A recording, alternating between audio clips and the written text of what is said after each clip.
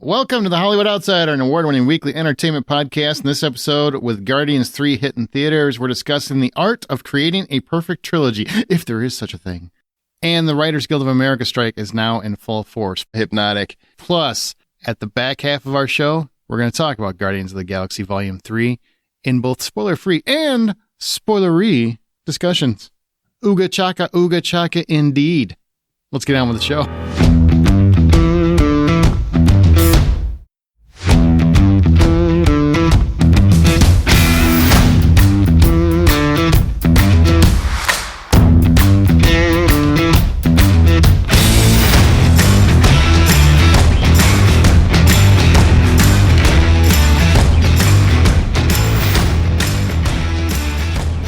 My name is Aaron Peterson. Joining me today are my fellow host, Troy Heinrichs. Oh, man. Here we go again. 2007 deja vu. John Davenport. What the fuck just happened? I like to rotate. You got to look at it this way. There's a writer's strike, just like there was in 2007, and another bank collapsed. So literally 2007 is just repeating itself. Financial crisis is upon us. Mercury's in retrograde. John's just mad that I called you first. That's what he's mad about. Yeah, I'm very mad about that. I don't like it.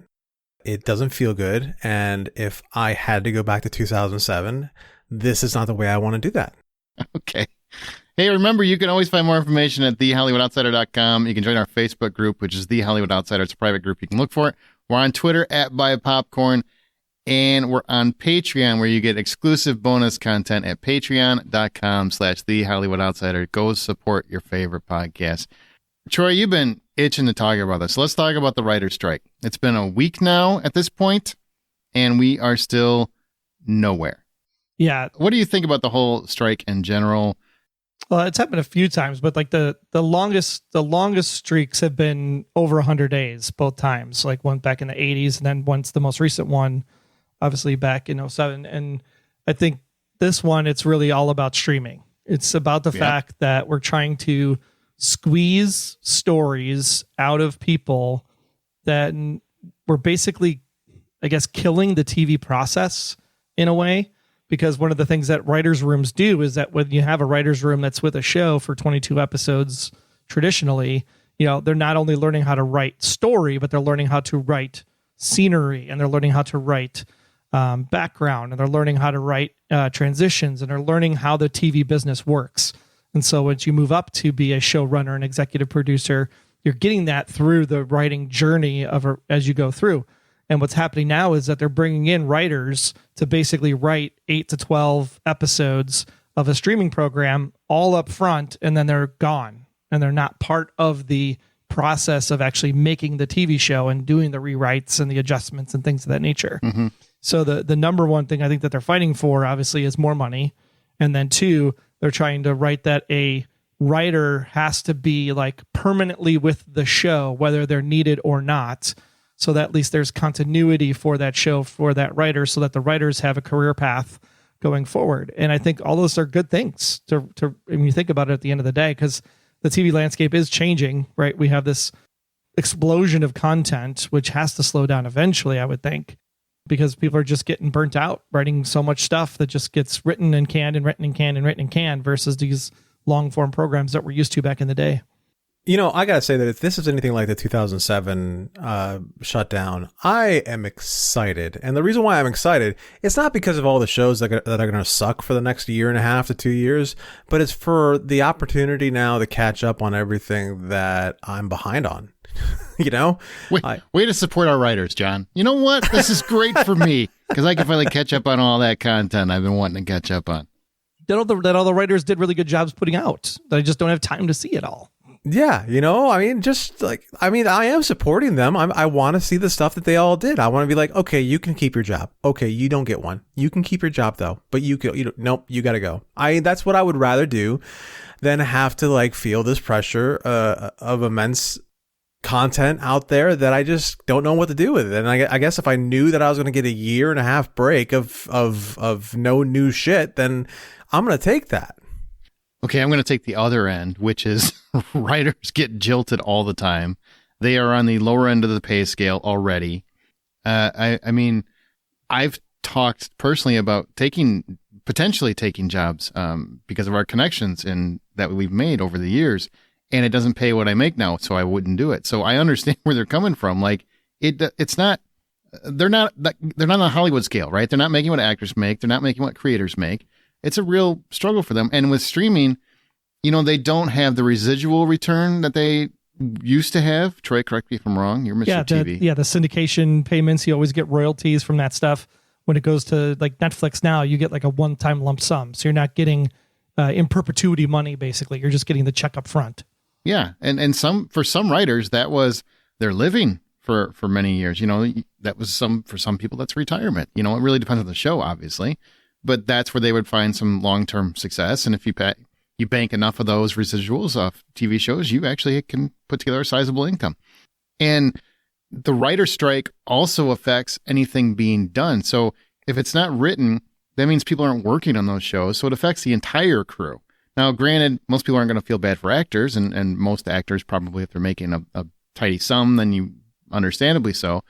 But the rest of the crew, everybody, the grip, the caterer, the guy that cleans the floors, the guy that wipes Vecna's ass while he's in that suit, on Stranger Things, whatever they are, they're not getting paid either. And it really affects everybody from the top down. So it's important that they address this and they get it rectified. I'm definitely on the writer's side on this one. And it messes up the fall schedule too, because there's obviously pilots that are being shot and new things that are coming in the fall that need to be produced and put together. So now networks have to scramble and figure out, well, how long is this thing going to go? Is it going to go 100 days? Is it going to go 2 weeks? Because if it goes on long enough, they're going to have to start making some really big adjustments for what the fall schedule looks like. Mm-hmm. They just, not to quote Blacklist or anything, but oh no, imagine that. That would be a shock, wouldn't it? But NBC released a schedule that said that they're going to air the rest of season 10 over the summer, and like now you're thinking like, well, would they actually hold some of those to the fall because they don't know if they're going to be able to air some of the new stuff that they're put on the schedule? God, I hope so, Troy. For you and I hope it's not. I'm happy it's like over the summer, so we're just done with it in July. But at the same time, I'd also like my summer. Yeah, I'm good with summer if they want to give that back. By the way, we do the Blacklist Exposed. If you've never listened and you want to start from scratch, go back to the beginning, or at least season 2 when I started. Hey, before we move on, I just want to mention that you can head back to the ranch and dive into the first 8 episodes of Yellowstone Season 5, along with never-before-seen content that includes exclusive interviews with cast and crew. And in these featurettes, we explore the fan-favorite relationships of Rip and Beth. I mean, everybody loves Rip and Beth, right? Everybody loves Rip and Beth. And also Casey and Monica. An in-depth look at the iconic music of Yellowstone, the process of bringing the Yellowstone world to life, and more. And you can own it now on DVD and Blu-ray. And you're going to want to get that first half because the second half is coming later.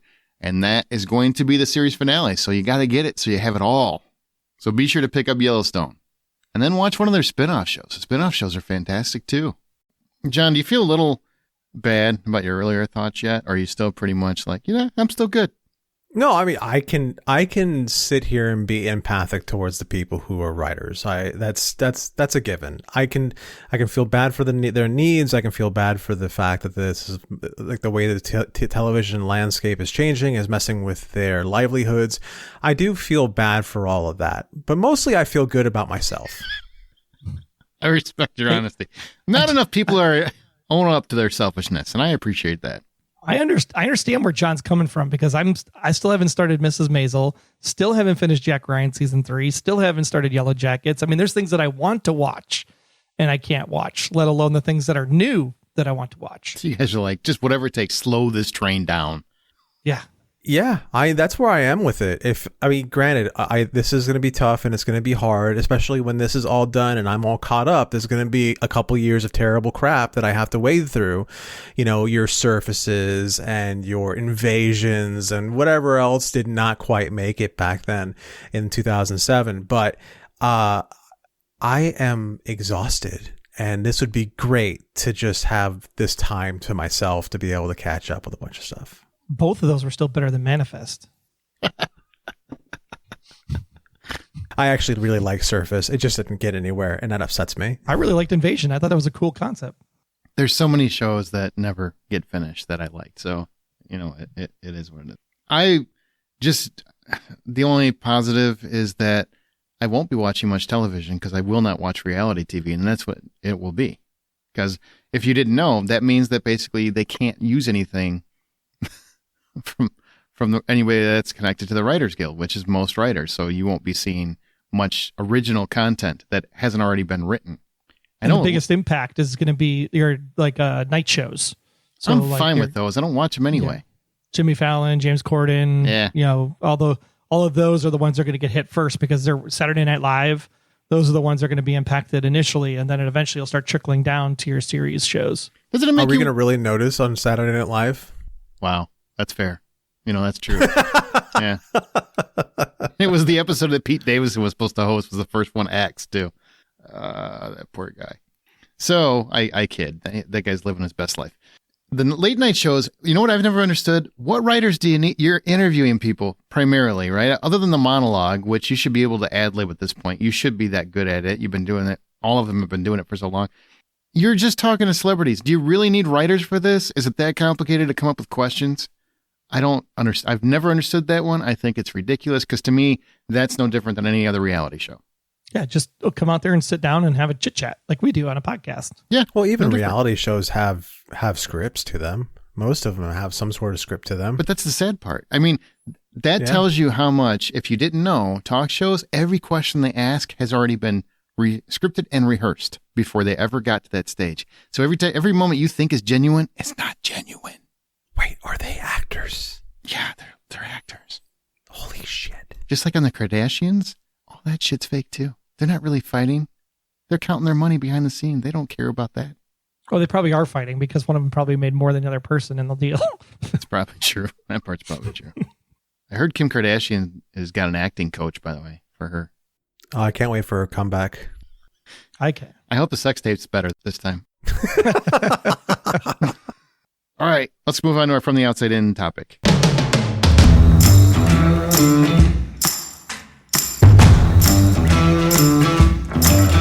The art of the trilogy. So what we're talking about is because Guardians of the Galaxy Volume 3 has closed out what many are declaring as a near perfect trilogy. I don't know if that's accurate because at the moment of this recording, I have not seen Volume 3. I will have by the time you hear this, but at the moment of recording, I have not. So I can't say if it is or not.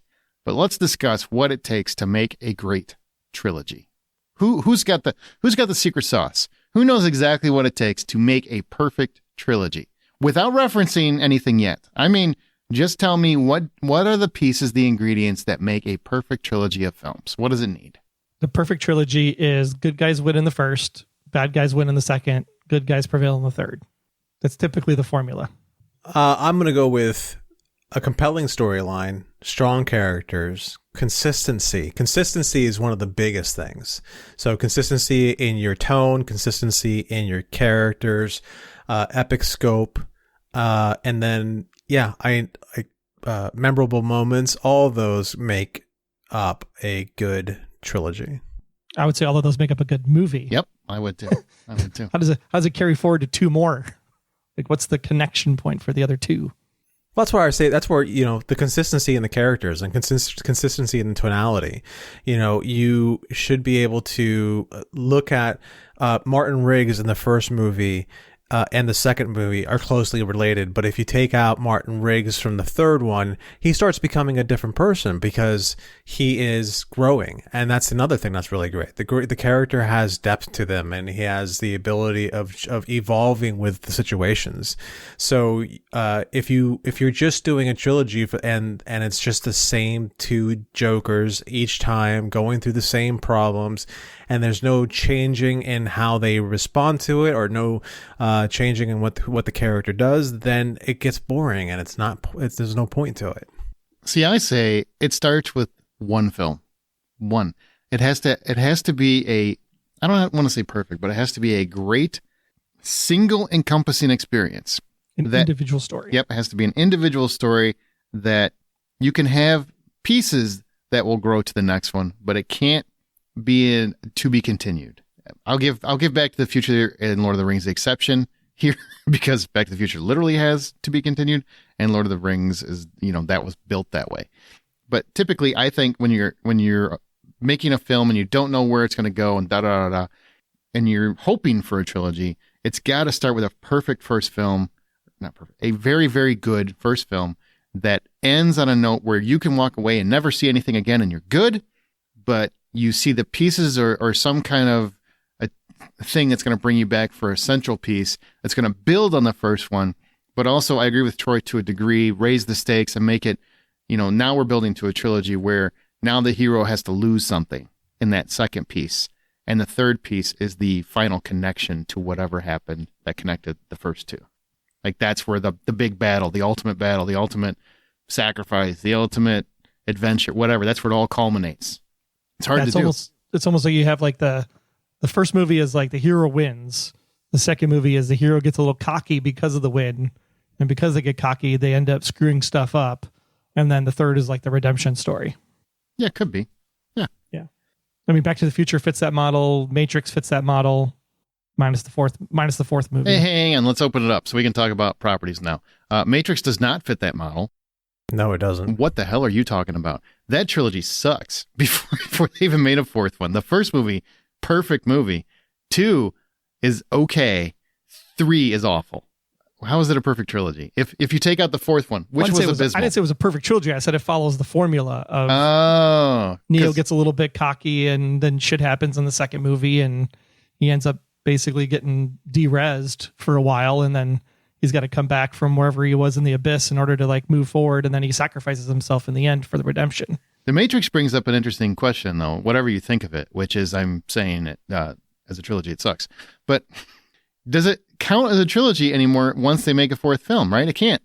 It no longer can count as a trilogy. No, it doesn't count as a trilogy anymore. And even then, it only barely counts as a trilogy even without the fourth movie, just because of how bad that third movie is. You almost want to forget that it happened.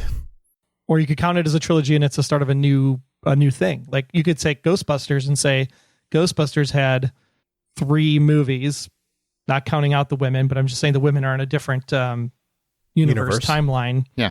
Metaverse, whatever you want to call it. But you had Ghostbusters 1, Ghostbusters 2, and then you had Afterlife, which wraps up the story from Ghostbusters 1. And now the new Afterlife Part 2 is coming out, I think, in December. And it's going to go back to New York. That's like a new chapter. So you can have 4, 5, 6, 7, 8, 9. Like each Star Wars is independent. The 3 trilogies are the 3 trilogies independently. I think Afterlife has to be its own thing. It started its own thing. I don't consider that a trilogy. Yeah, Afterlife is different in tonality, different in scope. It's just a completely different story entirely. Just so similar characters are there in parts, but very, very minorly. Right.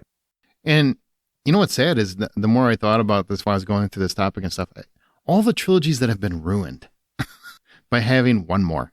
They just had to have one more. The Last Crusade, as much as I'm looking forward to the next indie film, that's a perfect conclusion to that trilogy, that former trilogy. And Crystal Skull kind of it. I mean, why not end on the best line ever? You were named after the dog. That part's so much of a bummer. Matrix, I'll even throw this because I know a lot of people do love the Matrix trilogy, and I'm sorry that you haven't had medication to correct whatever that thinking is.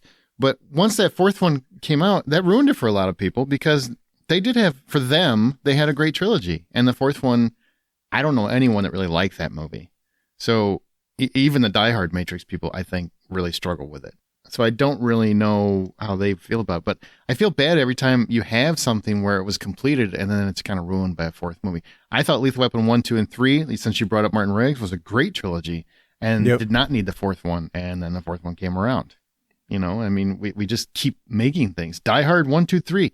I love Die Hard with a Vengeance. I think that was a great capper. Even though I like the next movie, Live Free or Die Hard, even though I like that one, I would have rather stopped with the trilogy and left it as a trilogy. Made more sense, too. How many times can this guy be attacked by everybody? Everything that happened to that poor guy. Why? I don't know. When I drive in the city, I always think about Die Hard 3. I need an ambulance as a blocker. I'm just glad it's not because you think racist thoughts. No. I make sure to call all my friends Zeus because of that movie. Jeez. So if you meet somebody whose name is actually Jesus, you're like Zeus, and they're like, they probably just go with it. They're like, oh, all right, I'll take it. What if his name's Steve? You still call him Zeus? That's just weird. Nah, my name is Steve. Jesus. We just went weird. It is such a great movie, though. So what is the perfect trilogy? Do we have one? And does each of you have one in your mind? I'm sure, Troy, you're probably going Lord of the Rings, if I had to bet. I mean, I don't think that counts because the books. How the hell does it not count? It literally is a trilogy. It's three. You can't make the case it's one movie. I'm sorry. I can't buy that. Technically, it's 6 books. I don't care what it is. I'm talking movies, and it's 3 distinct movies that came out different years, yada, yada, yada. It's not one movie. Yeah, I mean, the story of Lord of the Rings is an epic story. So if you didn't have the epic story that was Lord of the Rings and then broke it up into the 3 pieces, I wouldn't necessarily say it was a trilogy. I still say Back to the Future is like the perfect trilogy. Really? Yeah. Even does that include the second movie? Or do you do trilogy just 1 and 3? No. The second movie is needed because you have the journey of here. You got Marty McFly in the first movie, who basically gets trapped having to go back because of circumstances, and he kind of screws things up, and he finds his way, and he saves the day, and he comes back to the present. But now he goes back. Now he goes into the future, and he becomes cocky. So he goes and he steals a sports almanac, realizes the error of his ways of his cockiness, and then has to put things right. And then by putting things right, loses Doc. So in the third movie, he has to go back and actually save Doc. But in order for him to actually escape, he has to realize in that third movie, my cockiness has to be set aside because I can't respond when someone calls me yellow, and I can't do the drag race at the end because it's going to ruin my future. So I think it's a great story thread all the way through for that character as we see Marty's character grow and develop, as John was talking about, through all 3 movies. And all 3 movies connect to each other in a brilliant way that you can just see the whole picture when it's all said and done. Okay. What about you, John? What's your do you have a perfect trilogy? One where you can't think of anything better? I don't have a perfect trilogy. I have a series of different trilogies that I like, and they all stand up and down in different directions. But I think a good measure of a trilogy is the Before trilogy, and I think the reason why is because of the amount of time invested in making that. They started filming those in 1995 and made them all the way up until 2013, and they really played with these characters and bringing them back and really played with time and the changes in the world. So there's a beautiful aspect to that I think is great. Just the longevity and the dedication it takes to create something like that over that many years, I think is incredible. I'm going to lean toward the Evil Dead trilogy, and I'm giggling because I know people probably listen to this and won't take that seriously, but I'll explain. I barely take that seriously. It's a fact. It's one of the only trilogies I ever think of that is completely separated in tone, each film to the next. It's a grisly, dark, horrible, horrific film in the first film. The second one has many of the horrific elements, but blends comedy, and the third one's an outright comedy. And each time the lead is going through completely different things. He doesn't really grow much. I'm okay with that because I love him the way he is. And each one of those films I've probably watched more times than not. Now, I want to epilogue it with many of my other options would have been there had they not been ruined with other movies. Indiana Jones would obviously be there. I think the original Spider-Man trilogy would be there had it not been for a really horrible representation of Venom. Many other, the Bourne trilogy, they made a 4th one that kind of took that one out of the mark. Pirates of the Caribbean would not be in there. I'm just kidding. That 3rd movie was freaking horrible. But there's so many different trilogies that are then ruined because they have to come back and make another movie and make another one. Evil Dead, I've watched it over and over my entire life. I saw it when I was a kid. I still watch them to this day, and I still enjoy the hell out of them. That's why it would be mine. And I enjoy them more than Star Wars. I'm sorry, I do. Because it's simplistic, and it's fun and easy, and it makes me smile. And that's what's most important to me, is when I smile. Would you consider the Tom Holland ones a trilogy now? I think so far. I think they were kind of made to be their own trilogy. I wouldn't put them in the top of anything. I think everybody knows that I struggle with several elements of those films, especially the complete and sheer lack of Uncle Ben-ness. But the last film was fantastic. But really, seriously, no Uncle Ben. Like, go fuck yourself. That trilogy's now I'm on a tangent. Now he's just getting angry. Way to go. Damn it. I have to even say, oh, you know what? I will tell you one that was in contention, and I'm take this serious. Blade. The Blade trilogy, similar circumstances, very, very distinct tones, each film. And I know a lot of people hate Trinity. I don't. I really like Trinity. If it would have ended just a little stronger, I think it would have been up there. But I've enjoyed the hell out of those films, and I'm not ashamed of it. I like when you find out that a trilogy is a trilogy when you weren't expecting it to be a trilogy. So the M. Night Superhuman trilogy. Oh yeah, that's cool. That's a cool connection. Yeah, that's a really good connection. Yeah. The problem with that trilogy was that Unbreakable starred Bruce Willis, and I think people, because Sixth Sense was so big that they felt like it was a continuation of the Sixth Sense and didn't understand that it was a completely different movie, and I think that hurt the movie initially. But I remember getting to the end of Unbreakable and just, they called me Mr. Glass. And you're just like, holy crap. I watched a superhero movie and I didn't realize it. That's awesome. And then you get to the end of Split. And then when you see what happens at the end of Split, you're like, holy crap, it's a sequel. And it's like, you're just like, both of those movies were just so great. And then you went to Glass and went, what happened? I like Glass. I agree. It doesn't have quite the oomph the other two do. Yeah, it takes a while to get going. When you get towards the end and you understand what the order is and what's happening. The end is great. I do like the ending a lot. I like. Yeah, I'd love to know more about the secret circle or whatever it was that was responsible for the hospital that was tracking all the superheroes in the first place. That trilogy is like so unexpected, and like if you go back and rewatch it now as a full thing, it's actually really good. John, you were talking about the before movies. That's Before Sunset. It's Before Sunrise, Before Sunset, and Before Midnight are those movies. Okay, so it's Before Sunrise, then Before Sunset? Yep. Okay. Jesus. And then Before Midnight. So it makes sense once you realize that the Before Sunrise is them young, Before Sunset is them not necessarily middle age, but a little bit later on, and then the Before Midnight is their 40s/50s ish. I only bring that back up is because I think when you mentioned earlier, a lot of people probably don't even know that exists because they're very small films, they're very independent films, and they are so good. Like they're very, very sweet, and it's Ethan Hawke and Julie Delpy. Yeah, Julie Delpy. There you go. And it's Richard Linklater. It's just as director, and it's one of those film series that you never expect to connect or be good or continue to be good, and it's great the whole way through. Yeah, no, it really is, and it really just tugs at absolutely everything. And it does the best it can to show a very realistic relationship that goes through the years and the challenges that they go through, and it's pretty good that way. Now, here's what I want to ask you. I was really debating this. There's a trilogy that a lot of people say is perfect, and I just can't get there. And that's the Dark Knight trilogy. So you've got the first film, which I think is masterful. I really do. I remember when I first reviewed it, it was 10 out of 10. I thought it was a perfect reinvention of Batman. The Dark Knight is a better film than Batman Begins. I think it's one of the rare occasions of a perfect film. I don't think there's a flaw in that entire movie, my personal opinion. Can't think of one. And then you get the next one.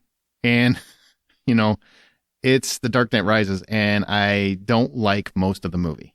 Or not that that's not even fair. I can watch it. It's watchable.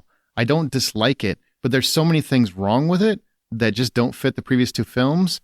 Even though I think the characters still work. I like Anne Hathaway as Batwoman. Or Catwoman, sorry. Catwoman. Yeah, thank you. Catwoman. I really like Joseph Gordon-Levitt's character, basically the new Robin, if you will. And, how it concludes. I really love how it concludes. I love that whole thing with Michael Caine at the end and all of that. But for whatever reason, like that movie just feels like a movie Christopher Nolan had to make versus a completion of the trilogy that I was expecting. And it keeps me from saying that is a perfect trilogy because the first two movies are way too high a bar, I think. The third movie feels very textbook by the numbers. I'm actually going to agree with you on that because the thing they're trying to show through the first movie and the second movie is Batman being this guy who's got everything under control for the most part. First one is him learning the ropes, getting it under control, and becoming what we know as kind of Batman. And then the second one is him way in control and sacrificing his image to save somebody else's image, and just doing what he can to be the good person. And then the third one, he loses his money, and he's gonna limp. And I don't even mind the limp. The limp makes sense, but he loses his money. That's his superpower. It's weird. I don't like, he loses his money. He loses all his toys. He gave them up. He gave them up, and he has no infrastructure to repair them, to make them work when they break down, to fix a flat. He's got no money. He's like, thanks for leaving it to Mini Robin. God, what a dick. Right. Like, there's a lot of things in that just didn't feel like the same character from the first two movies. Like, he just didn't have the same sort of control over his entire world that he had before, and for somebody who becomes reclusive and who spends the rest of his life just researching the hell out of everything that's going on, at least that's what they alluded to, for him to be like, oh, look, someone just stole all my goddamn money. What the hell? Hate when that happens. Yeah.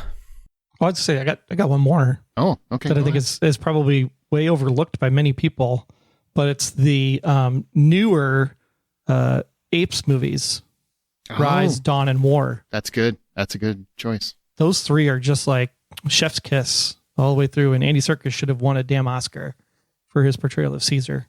I have a hot take for this one. Oh boy, I don't like those movies. You shut your mouth. What? I thought the first one was okay. I thought the second one was a waste of my time, and the third one irritated the crap out of me. And I can't even tell you why, because I dumped it from my memory as soon as I finished watching them. But I just never got into the apes things. I never understood why everyone was like, "Oh my God, the monkeys!" Because they take over the world. Duh. And then you open up your mind and realize that those three movies were actually the prequel for the 1968 Planet of the Apes. Yeah. See? It's all connected. I think that's part of my problem. I sort of hated those too. Maybe you just don't like movies where people turn into apes. I probably don't. It seems like it's on your, no-fly list, It might be. There might be something there where I'm like, monkeys are great and all, but as soon as they start talking, I'm out. You know what? In not one of those three films does a talking monkey throw poo. I feel like that's a wasted opportunity that I can recall. Like, exactly. That's because the reboot in 2001 was the entire movie throwing poo at you. Okay, good point. Wow. I actually enjoyed that one, silly enough. He reached for that, but now he just figured really it out. John likes shitty movies because if you like that one, you like shitty movies. There was something about that Tim Burton one that really spoke to me. I don't know what it was. Jesus. That Tim Burton one was terrible. Yeah, it was a terrible movie and an awful ending. And Mark Wahlberg did not. Helena Bonham Carter as the monkey. Whew. You got John's got issues. problems that I don't even know what to say to that. I just want to move past it. Can we all agree that the original Star Wars trilogy 4, 5, and 6 is what we were referring to? That's pretty perfect by most standards. I think everybody. I mean, we could talk about it ad nauseum, but why do you think that one stands the test of time? I would say it's because the first movie stands completely by itself. The second one continues to build off what was there and leaves you with some dire straits. And then the third one completes that entire arc and you got the giant battle. Like, that feels like the perfect way to do a trilogy. And that's why all trilogies are measured to it. Well, yeah, if you ask anyone what was the hardest trilogy to watch or hardest movie to watch of any trilogy, it's Empire Strikes Back, because we lose. The good guys lose, or also because we get introduced to Boba Fett, and that makes me angry. But mostly because the good guys lose in that one. It's hard on the viewer because you're like, wait a minute, aren't the good guys supposed to win? And that's where you start developing that depth. That's where you start developing that engagement of the characters. And without Empire Strikes Back, Star Wars doesn't have the oomph that it has. That's Empire Strikes Back makes the entire trilogy. Yes, the first movie is a complete movie by itself, full stop. Return of the Jedi is a perfect little bow that has some problems. It's a perfect retcon. It retcons all the cool stakes from Empire Strikes Back. Han comes back, no problems. He's like, just takes about 10 minutes and he's back at it. And you've got Luke lost a hand. Now he's got a hand. All good. Even got a bitchin' glove on it. There's really, it retcons every cool steak that you're talking about from Empire. That's why I would argue it's not a perfect trilogy, because it retcons everything that was important that happens. Except that they set up the fact that when you're frozen in carbonite, you're not dead. Right. Like they actually talk about the procedure with Boba Fett in the chamber. Cool. It still retcons all. It retcons Luke and Leia making out. Retcons literally everything that happens in Empire. So everything you just talked about, John, that was very, very cool about Empire is retconned in Return of the Jedi. It's treated like it doesn't Luke matter. and Leia making out is so much better when you find out they're sisters or brother and sister. I think that's so much better because it makes it funnier. Because you go like, what? Yeah. Okay. Sister? What? Leia's my Dude, what? you made out with your sister. Do you really think George Lucas planned it that way? No, George Lucas didn't plan shit. Yeah. He was like, how can I make a bunch of toys at this point? Yeah, pretty much. Which is why he made 2 Ewok movies. All right, Troy, go ahead. What's trilogy question? Throw something at us. There was something like Godfather. Do we like Godfather because the third movie's not as great as the first 2? I don't like any of them, so I'm the wrong guy to ask. I'm with you on that. I like the original movie. The original movie's great. I don't. I find it to be a slog. It's not my thing. I'm not huge on mafia movies too, so take that for what you want. It's not my thing either. I'd rather watch monkeys throwing poo than mafia. I mean, they're not too far apart, but I will say I can appreciate the artistry in the first 2 and why I can appreciate why people love them. It's kind of like, The Exorcist. I'm not an Exorcist fan, but I appreciate why people love The Exorcist. I don't like The Shining, but I appreciate why people like it. But Godfather 3, anybody that tells me that that's a great movie, I don't think likes film. Like I genuinely feel like they just don't like movies because that movie is terrible. No, the first 2 are like in the upper 90s of the Metascore, and I think the third movie is like in the 60s. It should come way lower. like my problem with those movies is really like the how romanticized it is in the eyes of people, and how they idolize those characters so much to a degree in which they try to make it part of their own personal identity. That drives me nuts. Be your own person. Don't sit there and idolize these people from a movie so much to the point where if you're walking around and I can see the character that you're trying to be, that makes me crazy. So you hate Comic-Con. There's a difference. Is there? You're walking around with a helmet of C-3PO and you're talking like R2D beep, beep, beep, beep when you're walking around. I don't know if that's different. If you're wearing a Chewbacca mask, I don't think that's different than talking like Guido. No, see, okay, so here's where the difference lies in. Again, if you sit there and make it part of your personality, I like this so much, I'm going to make this part of my personality, that's one thing. But if you're going to go to Comic-Con and get dressed up because you're going to go enjoy a good time and party with a bunch of people and just show off the artistry in which you creating your costume is, that's a completely different thing. But if you're walking around every single day like C-3PO or Chewbacca, you have a problem. What if you're walking around every day talking about Star Wars because you love it so much? That's fine. You can talk about it, but sitting there and trying to what kind of people are you talking about? Are you talking about like people that just go out and whack people because they like The Godfather so much, like they just straight up murder I'm talking strangers? about the guys who think. Yeah, I'm talking about the guys who think they're some badass Guido and just kind of strutting around like one of these characters from the Godfather. That's what I'm talking about. Okay, I've seen a lot of diehards. That's very similar in other genres, man. Lord you're right. Harry Potter too, there were 5 fans. of them. Yeah. If you're walking around, if some kid's walking around or some adult is walking around with a lightning bolt on their freaking forehead and it's Tuesday and they got to show up to work in about 5 minutes, but that lightning bolt is always going to be there, that's a problem. If they that got a kid's Chewbacca suitcase, stuff like that. If they well, hey, it's only a suitcase. You son of a bitch. And I'm not even bringing it on the cruise this time. Low blow. That was really low. Sorry. That was really low. I'll bring my Han suitcase for you so that at least we can be buddies. I mean, I could have gotten the Captain America suitcase too. That was an option when I was getting that suitcase. I just got the Chewbacca one because it's so much more subtle. Anyhow. Okay, Toy Story. Toy Story has the same problem with the 4th movie issue. It does. I hate you so much. Yeah, it does. Because, man, I tell you, the third movie, we're in that furnace. I'm on the edge of my seat. Like, just, they're going to die. They're going to kill the toys in front of all these kids. And then when that freaking ceiling opens up and the claw comes down, I stood up and I was just like, yes, that is the greatest thing I've ever seen in a movie. It was so good and like just so timed perfectly. And then they made the fourth movie and it like just erased all of that emotion. It was like, why? Yeah. I gotta be honest with you. And granted, I don't watch a ton of animated movies, but I love the Toy Story series. I never watched Toy Story 4 because I thought 3 ended too perfectly for me. Like I don't need more. I don't want more. I don't want to see it. And the thing is that 4 is actually really a good movie. It might be, but for me, I felt like it was completed. And I've already done the Crystal Skull moment. I'm not taking a chance on that. I'm good with the 3. So I'm not doing it. There's a song forming in my head where it's that, you got a friend in me, only it's Aaron going, I just need 3 or something like that. All I need is 3.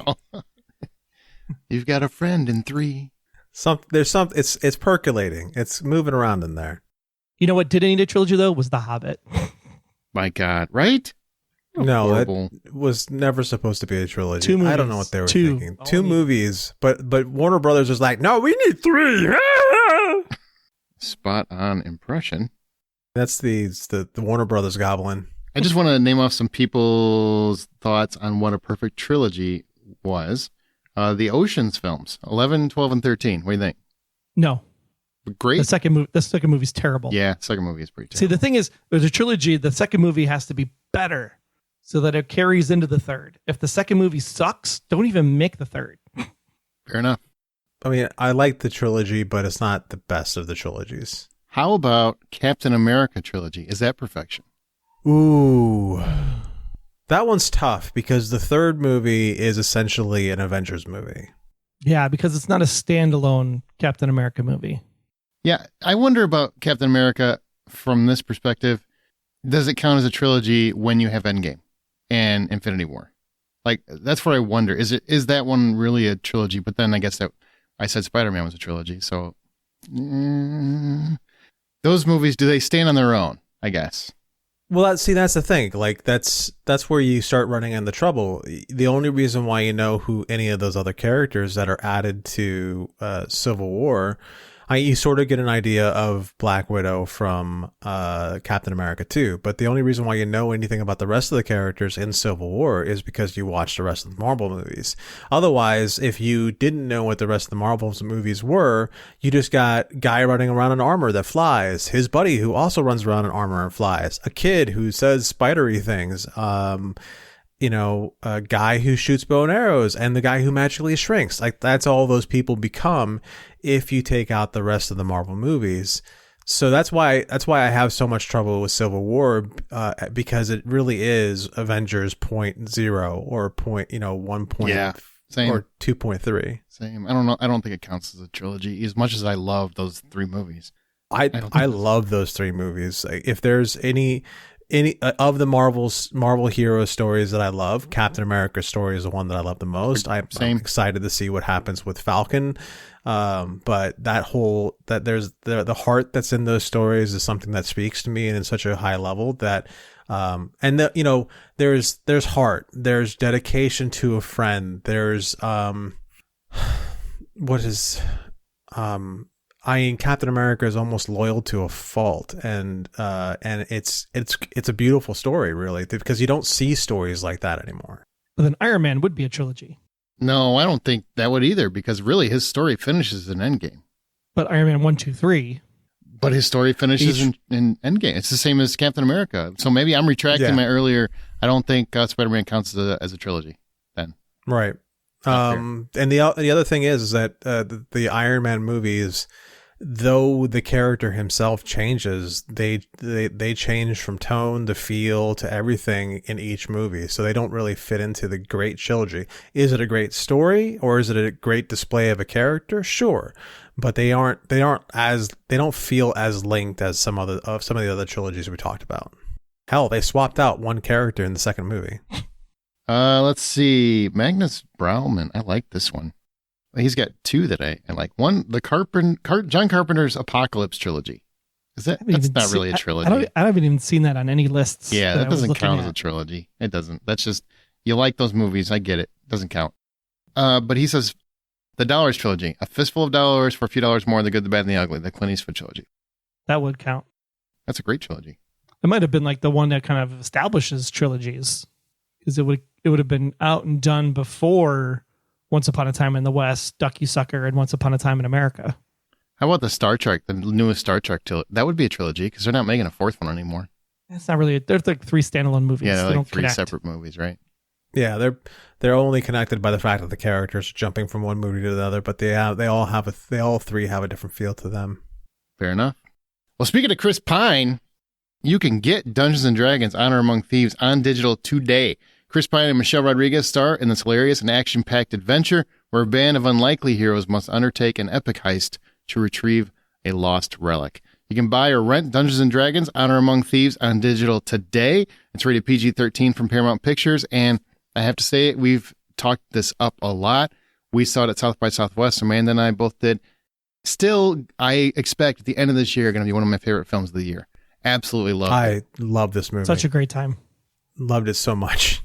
So good. I know we're going to get a TV show, but it's probably not going to be the same cast.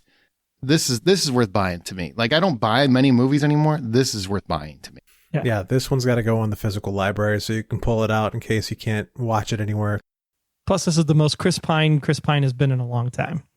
I hope people buy this and it somehow gets itself pushed forward by the home viewing, because really, like, this is one of those movies that it could change the landscape of movies just by telling these kinds of stories that aren't related to everything else we have that way too much of. This is the kind of thing I want a trilogy of. Yeah. Right. Yeah, for sure. Now, actually, interesting question for you.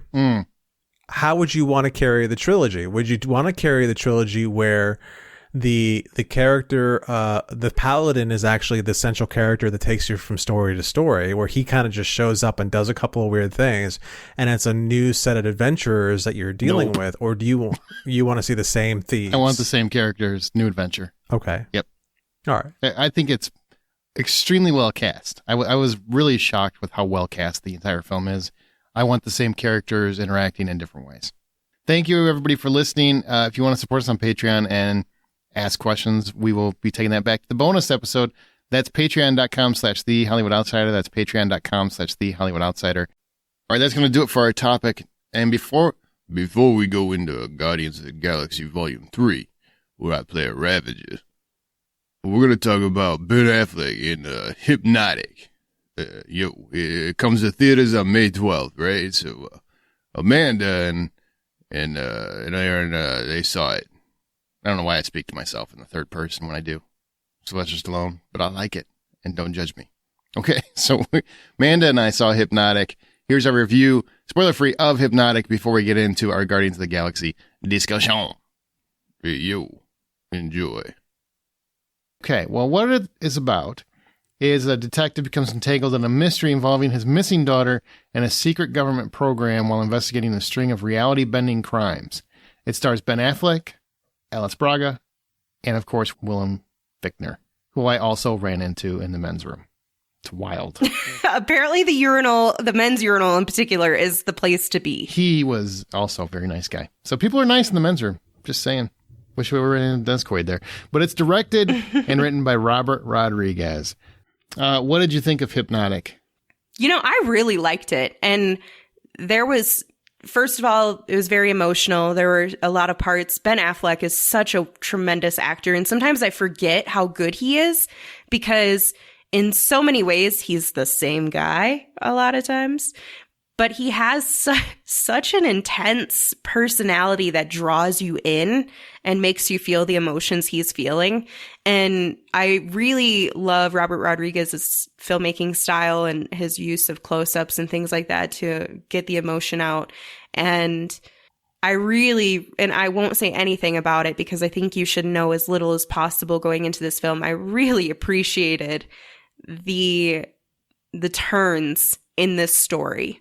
Like, where we started is not at all where I thought we were going to end up, if that makes sense. Or where we ended up is not at all where I thought we would be. Yeah, it totally makes sense. Started. I mean, the crimes are very much a mind bender. I would say It's difficult to tell you too much because you really don't want to ruin anything. I'm just trying to give you a vibe, right? An Inception-y vibe. How about that? It's just like you really got to think. Yeah, it's something that's going to turn the wheels in your head. A little bit. And I will tell you, like, I'm glad that the movie played out the way it did, because the first half, I'm like, well, that's a plot hole. That's a plot hole. But the plot holes make sense as the movie goes on. I'm like, okay. And I thought there's a lot of very clever stuff in this movie. And the last third actually makes everything before it work so much better. So I did enjoy it as well. And I give it $6. I gave it $6.50. All right. And William Fichtner, good guy too. Good guy. Okay, we are moving into our Guardians of the Galaxy Volume 3 review and spoiler discussion. We will do spoiler free before, just so, you guys don't get ruined on anything. But I want to tell you, I want to give you the lay down what happened in this movie. Peter Quill, Chris Pratt, of course, Gamora, Drax, Rocket Raccoon,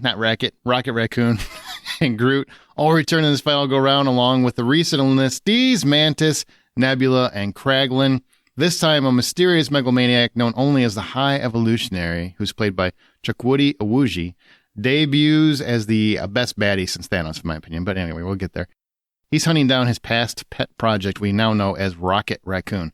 This is an origin story of sorts, as Rocket's history is thoroughly explored through nuanced flashbacks, which demonstrate just how disgustingly far the High Evolutionary would carry his animal experiments in pursuit of a new, perfect world, free of defects, far from dignified. After Rocket is severely wounded during an attempted extraction by Adam Warlock, who's played by Will Poulter, yep, that Will Poulter, a being created to eviscerate our heroes, the Guardians set off on a mission to find a key to saving Rocket and destroying the High Evolutionary before he ends them all. John Davenport is here with me for this review. Now, before we get into spoilers, and we're going to get into spoilers, but there are people that haven't seen it yet, so what are your overall spoiler-free thoughts on the film overall, as a whole? I left the theater thinking that was a comic book movie. That is a movie that knows exactly what it's doing, knows exactly who its audience is, and knows exactly how to tell a story. I enjoyed every single moment of it. The soundtrack brought me up. The moments that brought you down, but everything was always punched correctly and punched in lockstep to the themes in which they're doing.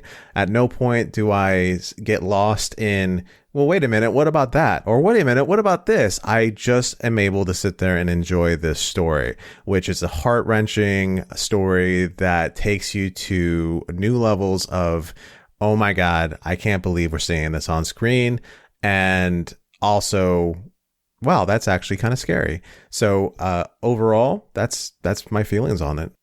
I feel like if you listen to a recent PETA interview, this is timely. I think you should you should listen to this and let's review back to back. I really enjoyed it. It's not my favorite of the three, but that's probably not fair. I mean, the first one I think is like a perfect movie, and the second one had Kurt Russell. You're just not going to top that, probably, for me. But this is great. It did take a little bit to get going, and I really feel like the plot itself is very similar to Volume 2 in its bones. It's really about Rocket Raccoon, just like Peter Quill, remembering their origins, where they came from, and fighting against that past and that overlord figure, that daddy figure, so to speak. And it's very similar in that respects, but it also has a different way to kind of branch out, new ways to split our characters up and bring them back together. And we get a really sweet conclusion for every character's journey in their own respects. I think it's very, very well done in terms of that. I do want to kind of follow up before we give scores and go into the spoilers. Do you think it was the right answer bringing James Gunn back to finish this out? Because I agree with you. Playlist, very eclectic, and it really rocks this time. I mean, it's probably my favorite playlist of all the three. There's a lot of weirdness in this one. I mean, there's a whole planet that's basically an organism that is just... I couldn't imagine any other director bringing that to light, honestly. So what do you think? Do you feel like, yeah, you had to have James Gunn to make this work? Yeah, I don't think there's any other way to make this work without James Gunn, because he has a way to commit to the weirdness, but also solidifying it in a way that people will appreciate it, like it, and move on with it. It sort of has this tongue-in-cheek kind of feel to it, and a little bit of a wink and a nod to the fans as well as to the audience, being like, this is a movie. Remember, this is a movie. You're suspending a lot of disbelief with this, and he does it in a way that I don't see a lot of directors trying to do anymore. Yeah, I mean, he's got a very specific vision.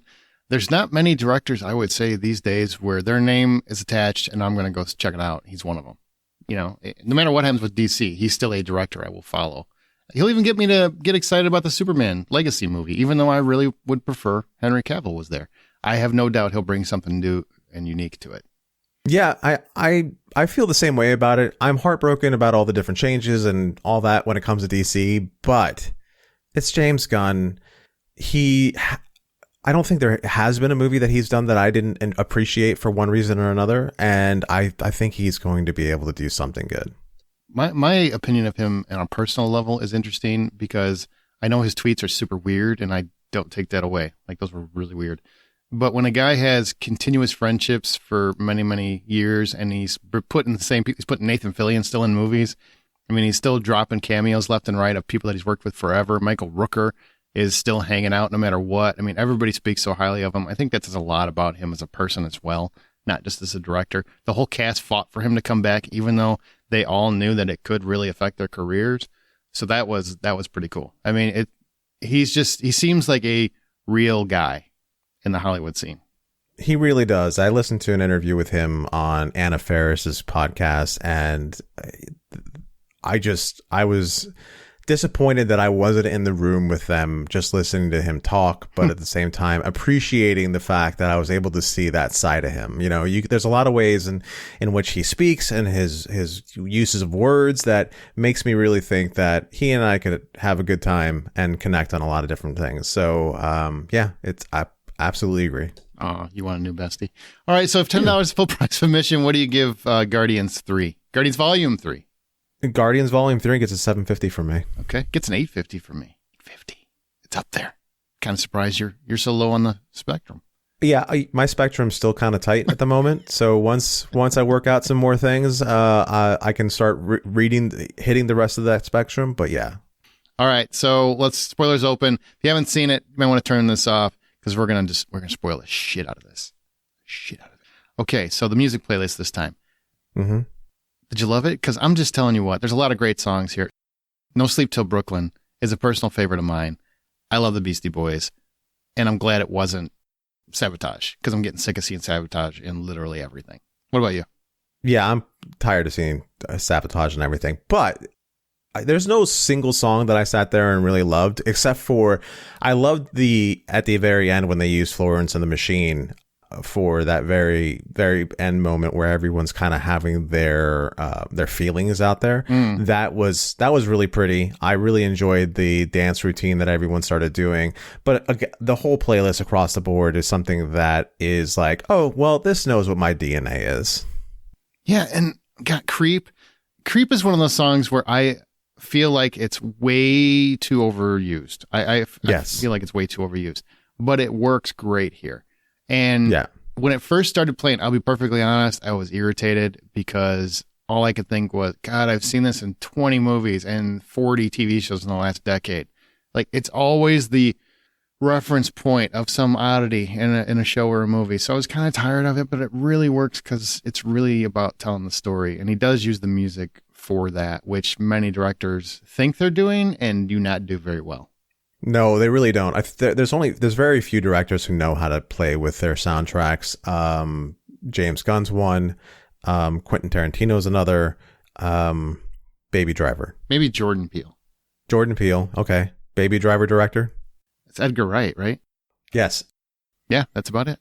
Yeah, those are about the only people I can think of who know how to really play, use the songs of an era and weave it through something to a degree in which it punches the scenes up or brings them back down again. It recenters the viewers. It's just incredible the way these guys can do that. What about the weirdness? Do you like the weirdness in these movies? Because you got to admit, each movie gets weirder. I mean, the last one, his dad was a planet. That's fucked up. And then you got this one where you've got animal experiments, you've got animal cruelty, you've got animals with robot arms. You've got the high evolutionary. You've got people with animal heads. You've got the planet that looks like a vagina, if we're being honest.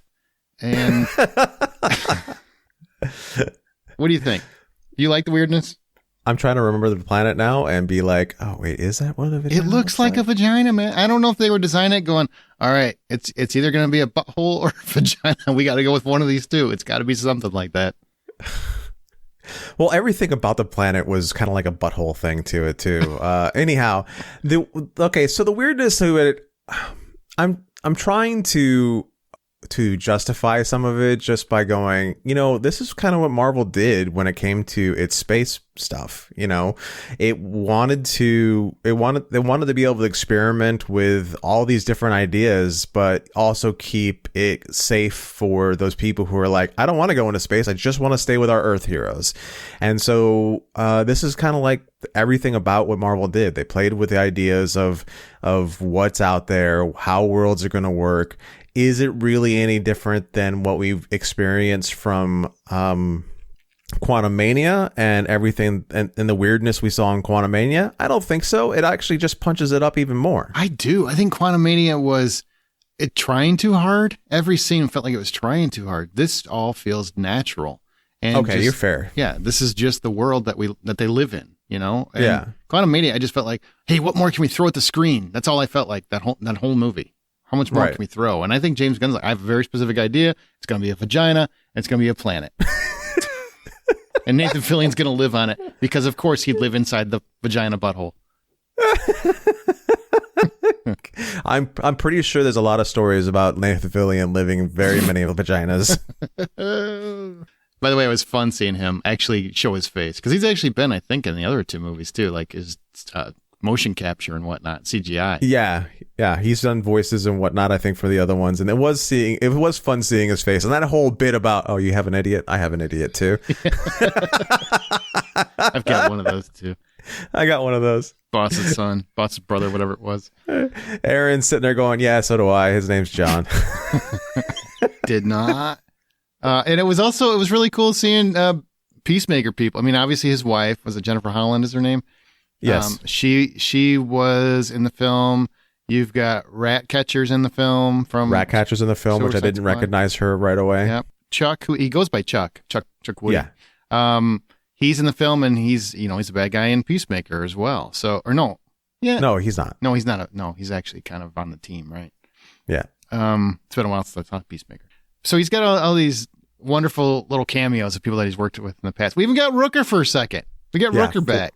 For a hot second, we got Rooker for a second, and that was good. Made my heart. It's I go and I look through the IMDb on this movie, and it's like, yep, seen them in one of his movies, seen them in several of his movies, seen him and a lot of other stuff that James Gunn. He honestly goes through things and brings his entourage of friends and family to throw into movies, and that's not a bad thing. Like Kevin Smith does the exact same thing, and well, okay, so that's not necessarily a good thing. He's Kevin Smith, but with more talent and a better writing ability and a bigger budget. Wow. I'll say Kevin Smith with a bigger budget and less weed. That probably makes a big difference, yeah. Right. Kevin Smith just quit weed, so maybe his next movie would be awesome. Maybe. Like Clerks 3 made me cry, and Red State was still pretty awesome, and the first half of the Walrus movie, Tusks, was great, so... The first half. And then the Tusk part came out. The right. less said about that, the better. Okay, let's talk about Rocket, because Rocket is really the story here. Now, James Gunn has said a lot about how this was always his envisioned story, is if he got to tell it, he wanted to tell Rocket's story, because to him, Rocket is the character that is most like him. His brother said the same thing, that Rocket Raccoon is very similar to him in that, he kind of was a weirdo as a kid, and people really didn't want to surround themselves with him, and he just felt like a loner, felt like a creep, so to speak. So I'm sure that song also is very personal to him. So this is it's very personal in that respect. But we got to talk about Rocket Raccoon because we finally get his backstory. It's pretty horrible. I think it's probably what we imagined, right? I don't feel it's not that far off from what I imagined his backstory to be, based on what we've seen in previous movies. it's exactly what you would expect it to be. And considering the kind of work that they've always hinted at when it came to what Rocket has had done to him, and the fact that he is as spiky of a little guy as he is, you get this feeling that he definitely went through a nightmare to get to where he is now. And they talk a lot about, especially in Guardians 2, there was those moments when he had with Yondu, where Yondu is calling him out for everything that he is, and letting him know that he's got a family now, and he can start acting as if he's got a family now, as opposed to what he had been. And now we see exactly why he was doing what he did, because he had a family, and he's just kept people away from him because it was his way of keeping them safe, though he may not have realized it. The only one he let in was a tree that was nearly indestructible. And could barely speak. Right. Although everybody seems to understand the tree after a while, which I thought was a fabulous ad. Yeah. And also Vin Diesel did an interview and said that he has a secret script where James Gunn actually writes out what he's supposed to say so that he can act out the I am Groots. True story. Weird story? True story. Anyway, we'll come back to Groot. Yeah, that's weird. Yeah, that's weird. Bradley Cooper's voice. And also, I want to mention Sean Gunn, who's also Kraglin in the movie. He does motion capture, and he also does the baby voice for Rocket. But anyway, it's mostly Bradley Cooper's voice mixed with the CGI of Rocket. I have to say, the most impressive animated character, I think, in the history of film thus far, and I'm including Gollum in that. I get so surprised every time I watch a Guardians movie how enamored I am with Rocket Raccoon, and I don't find any mistakes, and it's completely CGI. Like, it's amazing to me because I should be seeing a little uncanny valley like we've talked about before, but I never see it with Rocket. Never. No, I never see it either. And as far as I'm concerned, when it comes to a CGI motion cap character, Rocket eats Gollum's lunch every single day of the week. And Rocket is his precious. I'm just telling you. Yeah. Yeah. Not only just Gollum's, but the apes. The apes got nothing on Rocket either. I agree. There's just something about the way they're doing Rocket and the money they're throwing at that character to make him so believable that if until I actually see the fact that he is not a real thing, I sort of want to believe that he's a real thing. There's a bipedal badger running around with a gun, and it's crazy because bipedal or bipolar? Bipedal. Okay, I'm just making sure I had it right. Yeah, no, bipedal, as in he walks upright in 2 feet. Okay, gotcha. Gotcha. Well, I mean, bipolar made more sense to me, so I'm just like, okay. Well, bipolar, that's obvious. He's a raccoon. He's going to have some bipolar to him, but it's more about the fact that he is he walks like a person, talks like a person, moves like a person, does everything like a person. And Bradley Cooper's voice astonishes me in every movie because I keep forgetting it's Bradley Cooper. Yeah. And you shouldn't, because this is a guy I love. I love Bradley Cooper. I know his voice. I know his acting. I just know Bradley Cooper. And I get lost in this. That's how good he is. I'm really convinced that he's doing a real character. Unlike most voice actors, Tom Hanks is Woody, just playing Tom Hanks. It's really not just a hyper ventilating version. Most voice acting sounds just like the actor. This sounds like an actor acting. Yeah, that's what the incredible side of this is that the voice does get lost in the character, and that's a good thing. Yes, you're right. Tom Hanks is Woody. You realize you're listening to Tom Hanks talk, and then a CGI character move around. Genie in the Aladdin. You know that you're listening to Robin Williams, and he is playing this big blue thing. But Bradley Cooper doing the voice, I don't know if I won't go as far as what you're saying, but I will say that the Bradley Cooper doing the voice completely blends into the character, and it becomes its absolute own thing away from Bradley Cooper. Do I stop every now and then and go, is that Bradley Cooper, or is that somebody else in the higher pitch voice? Yes, but it goes away really fast. Well, I love this arc. I love getting this backstory. Rocket is a very tragic character in the universe, and it's nice to see his journey, and I'm so glad they didn't do something like kill him. Love seeing him have his little family and how he lost his family, so we get that and we got a real surprise. Like, I didn't expect Lila to get shot the way that she did. And she's voiced by Linda Cardellini, by the way. I don't know if you knew that. I knew that. Yeah. I knew her voice right away. Really? I did not. Yeah. I kept trying to pick. I'm like, I know that voice. I know it. And I couldn't figure it out until the end credits. And oh, there it is. There she is. It's kind of weird. So that's Marvel crossbreeding, which means Bradley Cooper can still be in a Marvel movie. Yeah. Just saying. That's true. Just saying. But I love, and my favorite part, I think, is, and I figured it out pretty quick. As soon as I saw Rocket jump at the High Evolutionary and claw his face, I just thought, oh, he's got one of those Mission Impossible masks. That's what's going on now. Stopped by the Tom Cruise store, picked up a mask because he's got no face, and lo and behold, got no face. That was awesome. That was a horrific moment to watch. It was like all of that moment was just like, yeah, well staged, man. Well staged. Because I'm like, how's Rocket going to get out of this one? I didn't expect he was going to land on a face and claw the shit out of it. That's not where I saw this going. Okay, so how about the High Evolutionary? Let's move on to this guy. So you saw him in Peacemaker.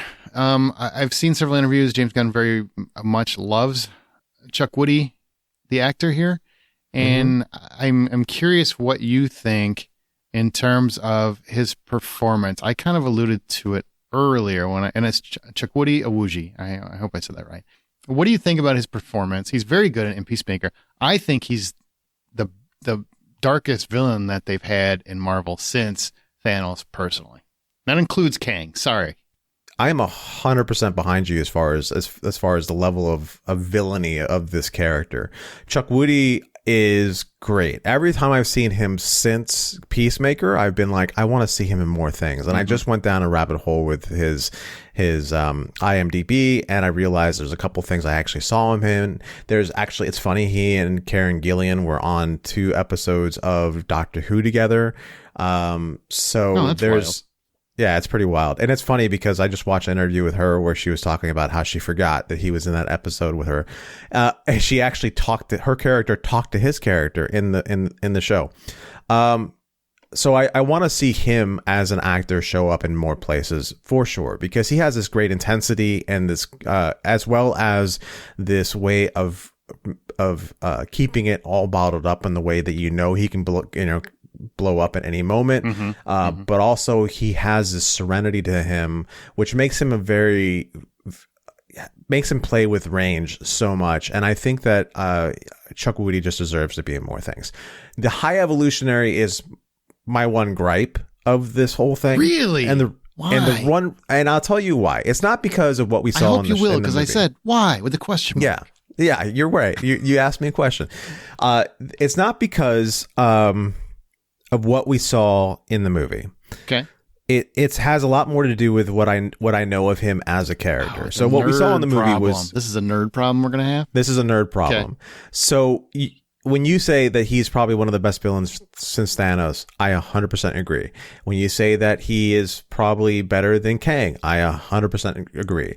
Do I think that he has the chops to be the next big bad for Marvel? Yes. Absolutely. He can actually, if they just decided to stop with the Kang thing right now and move forward with the High Evolutionary, they can totally get away with it, because Chuck Woody can carry that character to make him a disaster to everybody else. The powers of the High Evolutionary were not as on show with this as they should have been, because he is a super big bad on the level of Thanos for sure. As far as Marvel's concerned, he's just not as interesting as Kang maybe, or as whatever else as anybody else they can probably pull out. Now, does that mean that did we actually see him die for sure? No, we didn't really see him die for sure. We did not. We definitely did not see him die. They actually let him live. Yeah. They kind of just let him live on the exploding ship. Okay, so does that mean we can possibly see him down the road? If they know what's good for them, that would actually solve one of the problems that Marvel has right now, I think. If allegedly, we don't know what's going on with the whole Jonathan Majors thing, but allegedly, right. So I think him as a villain would be so much better, because even would make it even more impactful is that what we saw was version 1.0 of the High Evolutionary, and he evolves into we start seeing hints of him evolving into something bigger, where he ultimately becomes the big bad of the universe, like Thanos was. I'm in. He's such a good actor. I mean, he really is. He does that great thing where he goes from zero to insane. Yes, and I love that, where it's just an escalating wildness that he has. Yes, it's so well done. And that's what makes him better than Kang. That's what makes him a good, different villain than Thanos was. Thanos was highly calculated, highly dangerous, and in his calculations. Whereas the High Evolutionary, the way they played him in this, is highly erratic. He's more like chaos, the embodiment of chaos when it comes to where he's going. That makes sense. Yep. Yeah. Man, he'd be a great villain down the road. And honestly, I haven't been that impressed with Kang, so you could switch him out. I don't care what movies they've announced. I'd be fine with it. Right. Kraglin, that's Sean Gunn.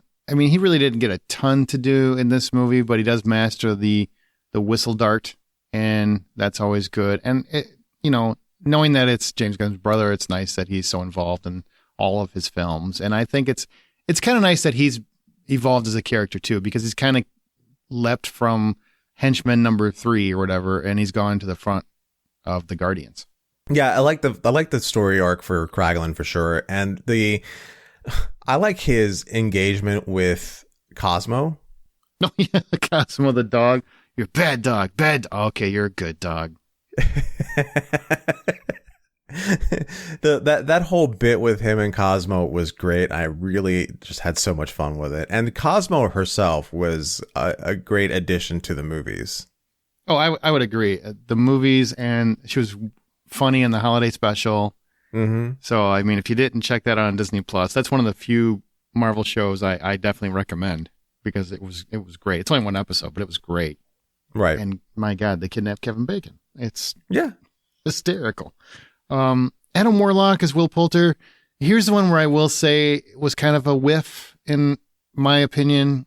I felt like, if you know the comics, Adam Warlock is a big character and a very cool character. It definitely is designed to be this like golden god and everything. And, I felt like you could see his arc coming a mile away of what was going to happen for him.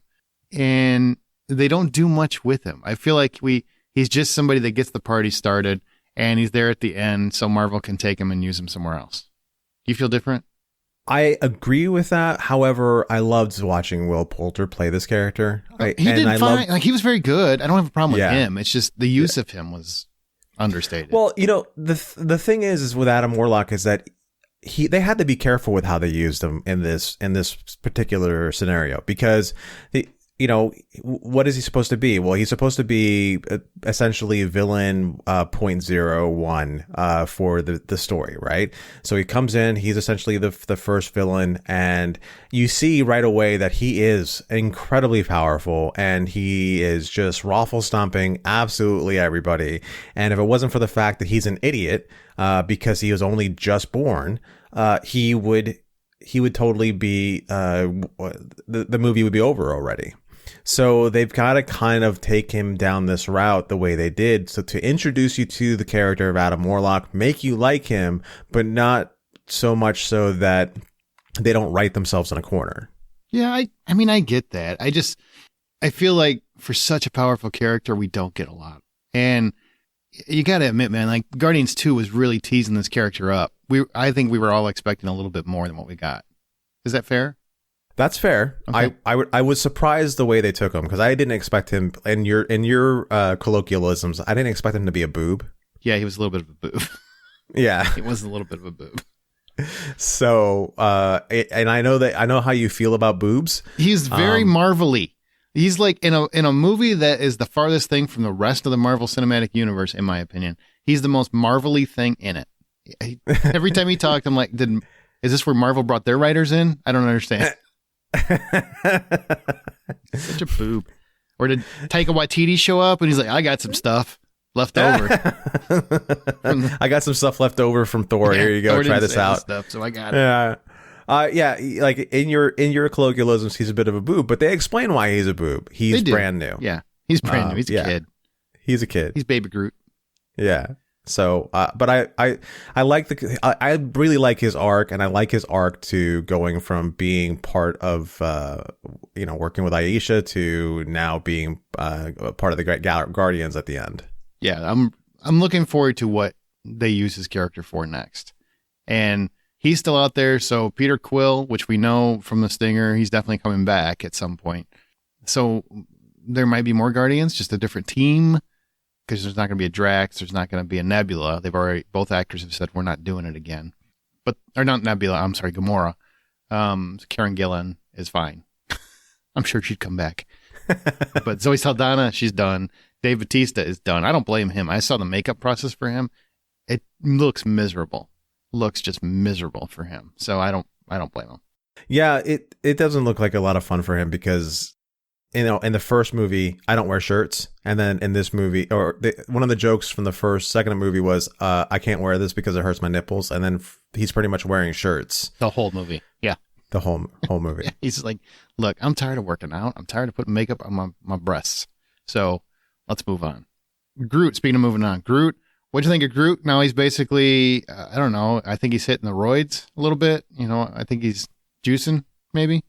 And, possible. Yeah, possible. And I got to say, couple times he's using powers where I'm like, this would have been fucking handy in either of the other movies. Yeah, but there's no but on that, is there? No, it's just, why are we using this? Like, you got awesome. Number one, you can hide guns in your ass. That's amazing. And there's just several things Groot's doing throughout the movie where I just didn't understand. We've never seen this before, but that's kind of, you save it to the best for last, right? This is Groot version 2.0, right? The first version of Groot was much more solid, much more of a walking tree. The second one was a baby. Mm-hmm. The ones we saw, we got the teenager in the holiday special, or in the Endgame and stuff, and he was a little older in the Endgame. Special. We got the teenager. Yeah. So a lot of this is him growing up as a Guardian and his uses as being one of the Guardians. So yeah, the whole hiding guns inside of himself is something they all just probably figured out. The fact that he can go into kaiju mode was pretty great. It's like, go kaiju. I'm sure you love that. I watched that going, this has got to be John's favorite part of the whole movie. It was funny. It was pretty funny. I really love Gamora's whole, you guys understand what he's saying? And then at the very end, she's like, I get it. Okay. And she totally understood him. Yep.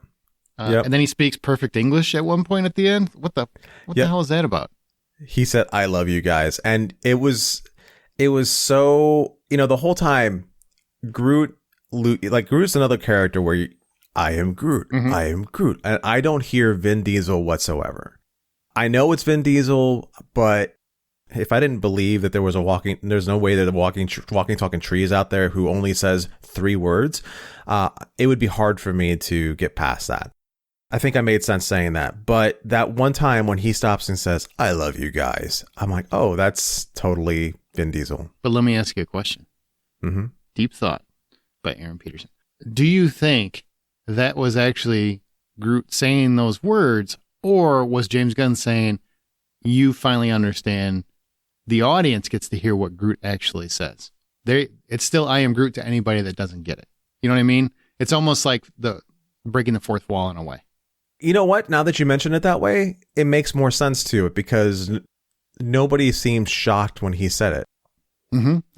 That's the way I took it. The way I took it was he's actually still saying I am Groot. It's just we, the audience, at the very end of this trilogy, finally understand Groot. We hear what they hear. Right. That's the way I took it. That's actually a really good way of putting it, and I'm impressed. I did not consider that. Okay, Nebula, Karen Gillan, not Gillian, by the way. Karen Gillan, once again, I think crushes it. I really like how she comes to understand who Drax is and why he's so important to the team, even though he's a boob. But his boob jokes are funny, so I'm okay with it. Yeah, he's good. You're an idiot. So funny. So what did you think? And I love when he understands the language and doesn't tell him until like 20 minutes into the freaking adventure. Nebula, I thought, was fantastic. This is the first time I honestly didn't get tired of her, because in the other stuff, I got tired of who she is and how she's always in a shitty mood or whatever else. And she's not really in the greatest of moods here, but at least now I feel like I've gotten to know her a bit more, and I feel like I'm able to connect with her quite a bit more. And so she's pretty good in this, and she serves as a great counter to Gamora and the relationship that Peter has with Gamora. Yes, she does. And she's really come into her own. She's very much a leader. She's very much a guardian. She's very much she just really has come into her own. I really, really do like what she's done with the character, what Kieran Gillen's done with the character, and really it's really hard to make a character that sucks, like it's a villain in the first movie, and go full-fledged into hero mode by the third one. I think that's pretty impressive. Yeah, for sure. There's a lot going on. One of the things that I enjoyed watching was how she kind of took all, like, you would see those moments where she took all that battle damage and then repair herself just by, flexing something as she went back. That was really cool how the character kind of does that. Yeah, it was really cool. She just snaps back into place. Yeah, her head's like lolling behind her because, her whole neck region's completely shattered by being punched by something that's 14 times her size, and she just kind of snaps it right back up again. Oh, yeah, for sure. Mantis, I gotta say, has become really one of my favorite characters.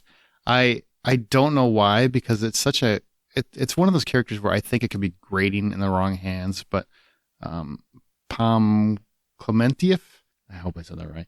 Pom is... I don't know how to pronounce that one. I'm not going to try. But Apple's great. Pom is great. So I love what she does with the role. She just seems like effervescent. She's always chipper. She's always like just in a positive light, seeing things the way that they should be seen, refusing to see negative and darkness, like looking for the glow. And typically those characters annoy the shit out of me. It's the exception, the Ted Lasso exception, where it's like, okay, this works.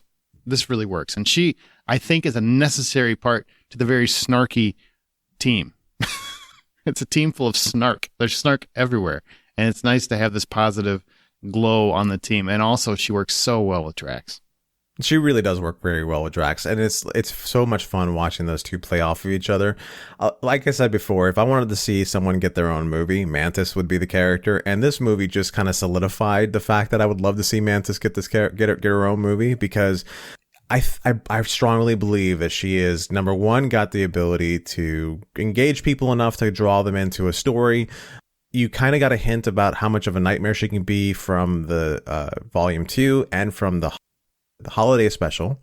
But in this movie, you really get an idea of what she is capable of. I mean, she got some of those battery monsters to start following around like puppy dogs. She did. The battery monsters.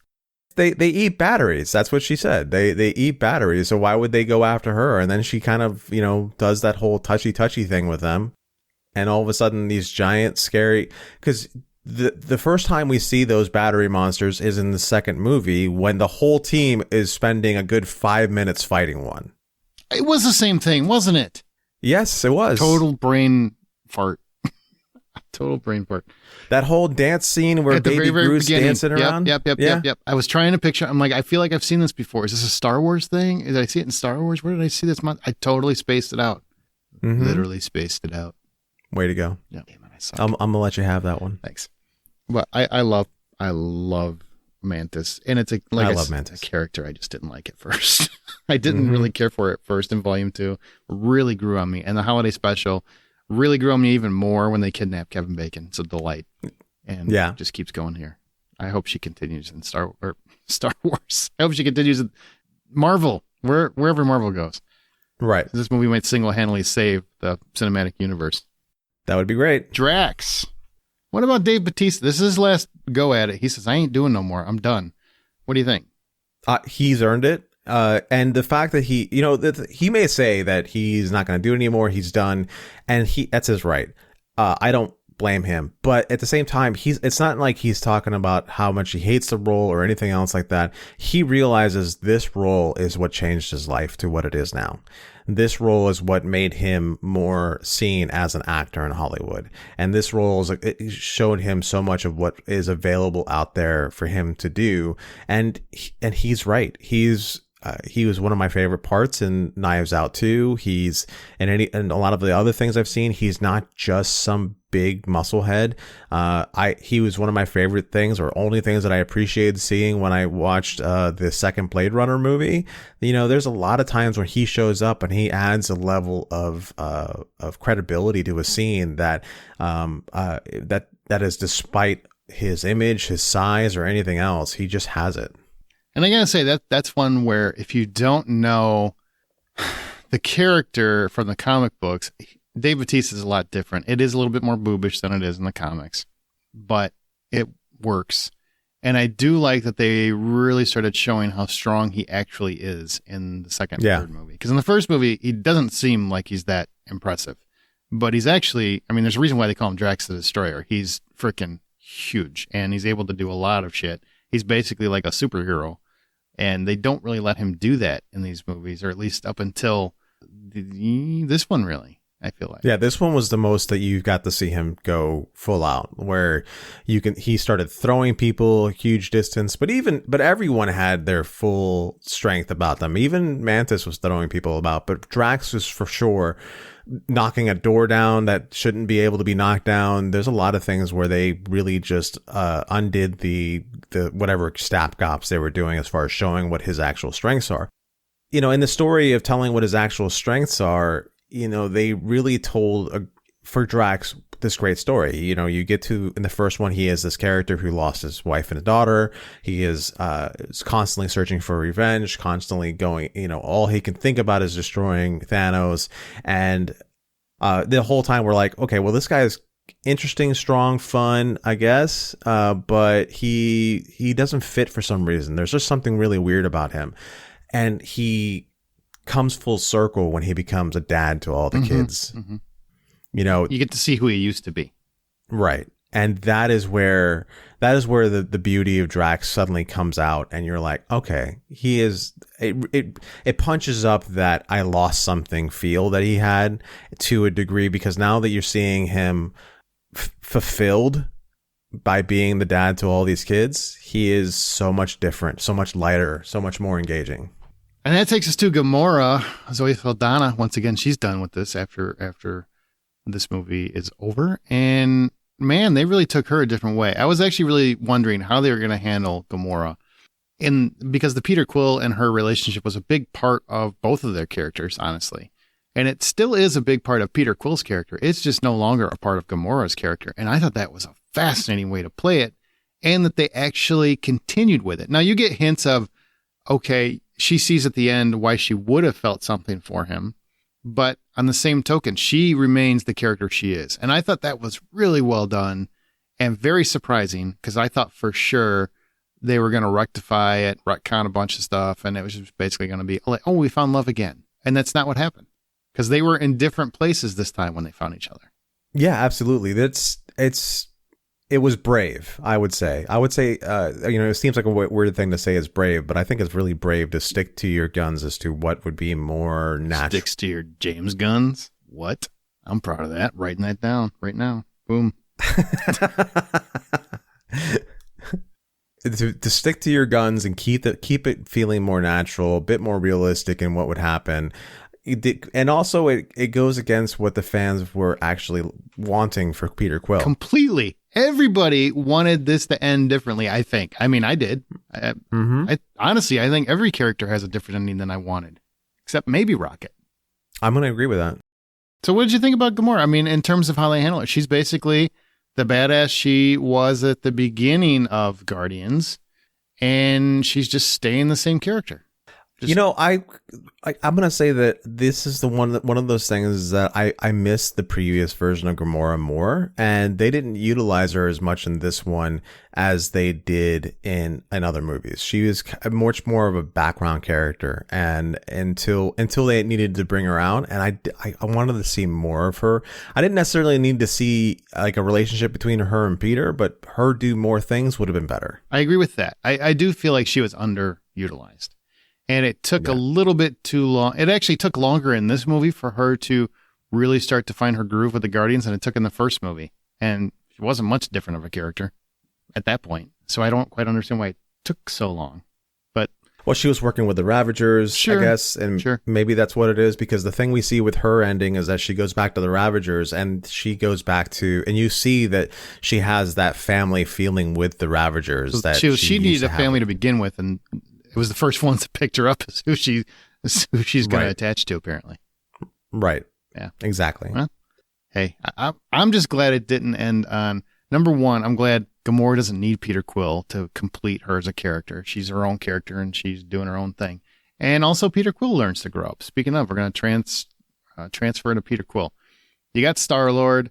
I would say arguably the star of the first two movies, but not the star of this one. Really, this is about Rocket. On the same token, he really gets a full arc. He gets to go back and see his grandpa. He's got that new Zune music. So he's got the new playlist. So we get some newer music, which is nice. Because remember, Yondu gave him a Zune that he found or something last movie. Mm-hmm.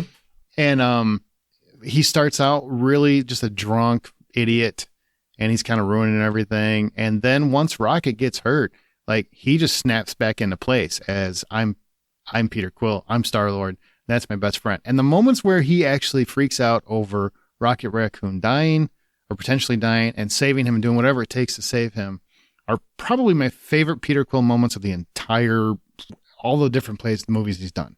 Like, that was the most believable I feel Chris Pratt has been in this entire franchise, because I felt every ounce of him screaming, he's going to save him. I'm going to do whatever it takes. I'm saving my best friend. Okay, so when we meet Peter Quill, he loses his mom. He runs away. And it really is a story, as far as the galaxy, Guardians of the Galaxy, it really is a story about Star-Lord or Peter Quill running away from everything he ever had a problem with. We get to this point where he realizes that I just can't do this anymore. I can't run away anymore. He has lost everyone that ever mattered to him to such a degree that he can't lose one more person that means something to him. And that's why I really identified and really felt with that. I can't lose one more person. There's no way I'm going to let something happen to somebody. If it's in my power to do something, I'm going to do it. And I'm just not going to lose somebody that close to me. And I just felt it. I loved it. And it's a great ending or a great stop point for a character that really changed Chris Pratt's life. You know, this thing was exactly what Chris Pratt needed to get his career going again. And it's, you know, say what you will about him now. At the time, he really deserved it. I still think now he deserves it. And especially the way this character was, what we saw in this movie, you see the real range of what he is capable of. Yeah, I feel like, I mean, it was powerful. It really was powerful. There's a moment where he talks about everybody close to me dies. And he's just in absolute fear for Rocket to die. I think we all are at that point, right? Because I feel, especially with Yondu dying in the last one, I just feel like there's always a chance that James is going to kill somebody, which is kind of important, I think, if you got to have stakes. And, you know, I just felt like this is the last one. You already know Batista's leaving, you know, Saldana's leaving. So the worry is they're going to kill somebody off. And, you know, why not let it be Rocket? You know, you just didn't know. Or Peter Quill, for that matter. It was just, I think he handled it well. The stakes were working, and that played in his favor, but his emotional performance was really impressive, I thought. Especially for an actor that he's always fun. I always enjoy him, but I never think of him as like a real heavy dramatic actor. I just don't. I think here he really changed my mind in that respect. I feel like he handled it with class and with talent. Yeah, I totally agree. You know what I really loved is that moment when he's trying to get Yura to help him, and you know, Gamora is constantly going, she's not into you, and Nebula's constantly, Yep. she thinks you're an idiot, and he finally like sits there and talks to Yura and like, look, I think I can really just connect with everyone. I think I can really just get everyone to listen to our story. My best friend is dying. I'm trying to save them. I'm trying to do everything I can. And then she opens up the comms for him, and he's like, okay, and he just starts doing something else because he just wanted to take control of the whole system. Yeah, he's like, I'm not that stupid. I'm not that stupid. And then he gets up from the computer. He's like, I told you she was into me.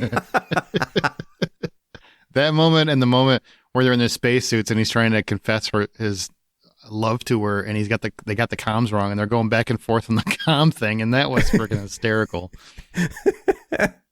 I was in tears on that one. Why didn't anyone tell me? Because we were just waiting for it to end.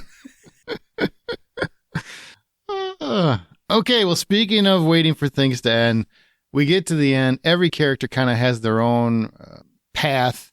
We've got Gamora goes back to the Ravengers like you talked about with Kraglin. You've got Mantis goes off on her own journey, which I thought was interesting, especially since she just found out that she's Peter's sister from the holiday special. Mm-hmm. Drax and Nebula stay with the new kids at Nowhere to try and teach them about life and try to reacclimate them into society or something along those lines. And then you've got Rocket leading a new group of Guardians with Groot and Adam Warlock and a couple others. The dog is there too, right? A Cosmo, and then one of the kids, Starchild, is there. Yes, Starchild is there. You're right. And also we get Star-Lord that goes back to Earth to hang out with his grandpa and bitch about the kid mowing his lawn or not mowing his lawn. And also to get the card that the incredible Star-Lord will return. So what did you think of the ending overall? Did any particular character arc hit you the most? Where did you land? What do you think? I don't think anyone hit me the most. I think everyone just hit me just about the same. I loved Drax's story where he becomes a dad to all those kids. I love Nebula just kind of taking the step back from the Guardians and saying, I need to lead this city, or build this city, on rock and roll. And I mean, you can't let it go. Really, you can't pass. I couldn't. That. No. Yeah, I was so you can't close. pull in the garage when you got that one waiting in the street. Yeah, I really couldn't, especially considering this is all about soundtracks when it comes to these movies. Gamora's back, her ending was good. It makes sense. She found that new family and she's moving on to that new family. So most of the endings I'm okay with. I think I loved Peter's ending where he's just sitting there eating cereal with his grandpa. That was kind of cool. And, it's... I just feel weird, 40-year-old man just doing this whole thing. And he's like, don't get me started. And they kind of look at each other and he's like, well, now I kind of want to hear it. The thing I love, I think, most about all the endings is that none of them went the way, except for, I guess, Rocket and Groot, right? Because they're still Guardians. Nothing really went the way anybody wanted it to. No. It really felt like James Gunn had a plan. He was sticking to his plan. He didn't really care what any of the audience members want. Because I'm really kind of surprised that people are loving this movie as much as they are. I was really expecting a lot of backlash because I know it's going against fan expectations. You don't have Peter and Gamora together. You don't have Peter and the Guardians together. You don't have Drax and the Guardians together. You don't have Gamora and the Guardians together. Like, a lot of things that I expected people wanted, I know people wanted, didn't happen. And I think that's awesome. And sometimes I wish more movies would do that instead of just giving us what we want. I agree with you. And James Gunn has this thing where he's talked about the fact that he doesn't necessarily give everyone what they want. And that's what, when he did the Suicide Squad sequel, he didn't give anyone what they wanted. And then when he created the show for Peacemaker, that was something absolutely nobody wanted, but everybody loves. That's just that's kind of his wheelhouse. He creates something that's completely different and new and makes people kind of fall in love with it. So good. That's about all we've got to say about this book. Anything in particular, like anything really stand out? Your favorite moments you want to leave on? Something that really impressed you? Or there's one that I just had in my mind, but then we got talking about James Gunn and I lost it. The vagina butthole again? Because we can. No, I mean, I've seen enough vagina buttholes through the internet. So, okay, I don't really have anything else. I'm very impressed that this ended as strongly as it did, and I wouldn't put this, speaking of trilogies, as our topic this week, I wouldn't put this as my favorite. Even though Cap is hard for me to consider a trilogy, it's probably my favorite because I love those movies to death. Yeah. But this is very close. Yeah, as far as the trilogies that Marvel's done, in particular, Cap is still the top one. This one's really close to it. And I don't know what the rest of the breakdown is, but it's down there somewhere. I just hope this movie saves Marvel because I've been very disappointed with Marvel for almost a year now. It's time to get better. It really is time to get better. It's time for everything comic book related to start getting better and stop just trying to churn out something that people think we want to watch. So that's the one thing that James Gunn taking over DC has me interested in paying attention to, even though I'm annoyed that I have to get used to a whole new set of stories coming my way. This has to be the thing that I hope Marvel takes a look at what they got from this movie and goes, hey, we can reset everything from here. Yeah. Because they really can. You can. And if that one actor proves to be a problem because of that situation that happens, we got a better bad guy. I'm just letting you know. Yep. Better bad guy. This is a much better bad guy for sure. Sure is. But I hope we don't, I hope they figured it all out, because I'm sure they have a big story in mind, and we're going to get all these characters back. And would you watch a Guardians movie with that particular set of Guardians, by the way? Rocket and... It would be hard, but I would still watch it. I don't know if it would hold the same kind of oomph for me.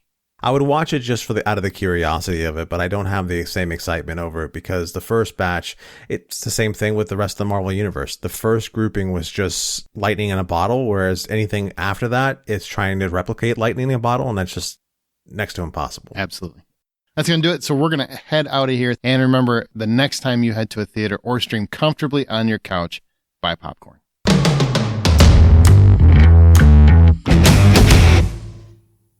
What if I sit in a recliner? Well, now you're just making it complicated for no reason. Troy, make it complicated for no reason? What? Do tell. What? Am I the drama?